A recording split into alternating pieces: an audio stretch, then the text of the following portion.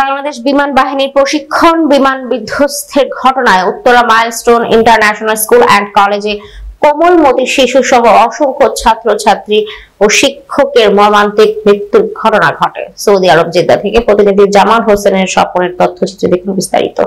আজ রাষ্ট্রীয় শোক ঘোষণা করা হয়েছে। জেদ্দা কনসুলেটে জাতীয় পতাকা অর্ধনমিত করা হয়েছে। বাংলাদেশ কনসুলেট জেদ্দার উদ্যোগে নিহতদের আত্মার মাগফেরাত কামনা করে ও আহতদের দ্রুত সুস্থতা কামনায় বিশেষ দোয়া ও মোনাজাত করা হয়। মঙ্গলবার বাদ আসর কনসুলেট প্রাঙ্গণ মসজিদে বিশেষ এই দোয়ার আয়োজন করা হয়। শেষে সকল শোকসন্তপ্ত পরিবারের প্রতি গভীর সমবেদনা জানান ও আহত সদস্যদের পরিবারের প্রতি ধৈর্য ধারণ করার ক্ষমতা দান করুক। এ সময় উপস্থিত ছিলেন কনসুলেটের সকল কর্মকর্তা ও কর্মচারীবৃন্দ।